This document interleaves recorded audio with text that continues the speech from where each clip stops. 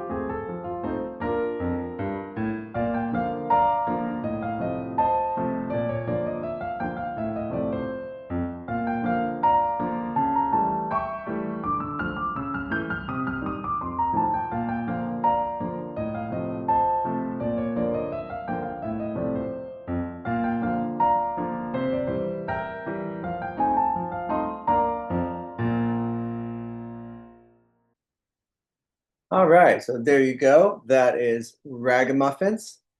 So let's go ahead and look back on it real quick and just look at the main structural points, starting with the beginning. In the opening, we have a very classic uh, ragtime intro that, it goes like this.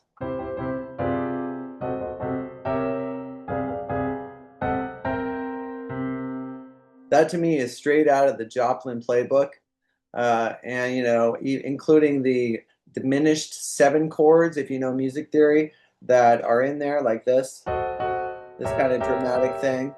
And so then it goes in right after that. It follows with the main theme, which is this part.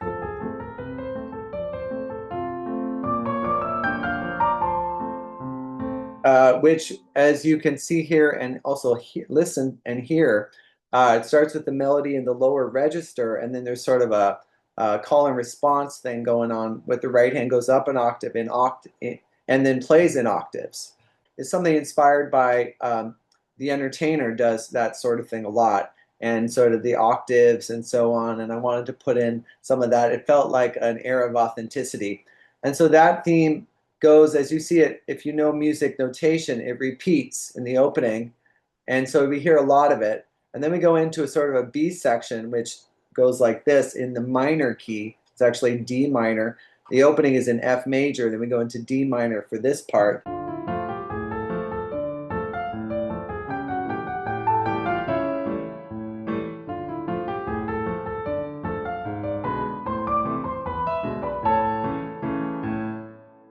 Oh, and by the way, if the music theory stuff is not something you're familiar with, don't worry about it. It's fine. Whatever you can take from this or not is totally cool.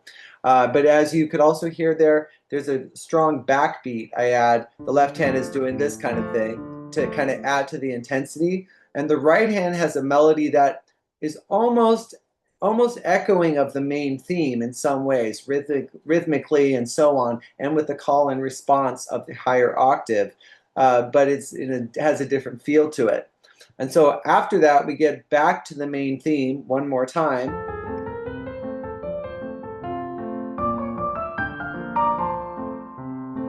And so on, before we transition to the next part. And before we do that, and this is again from the Joplin playbook, and when I'm saying that, I don't mean that literally. I'm just saying from all the Joplin I've played, I've seen this sort of thing. We have our opening intro. Remember I told you and showed you the intro at the beginning? Well, here we have it. Again, it's in a different key. It's helping us get to the next place we're going.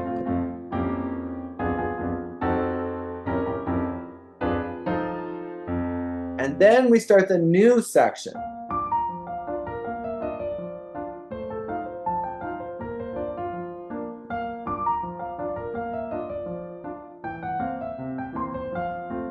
And so on. And by the way, I have always loved this section, and I love how it sort of lightens the mood a bit.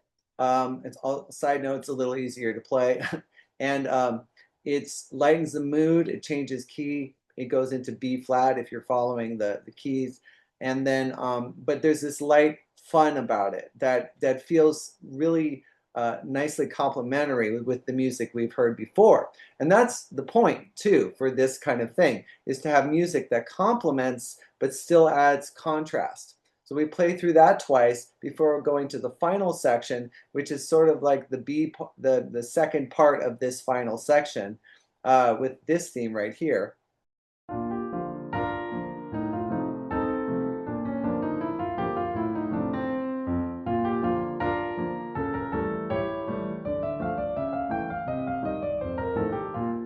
Which I then repeat up an octave to give it a little more intensity before closing.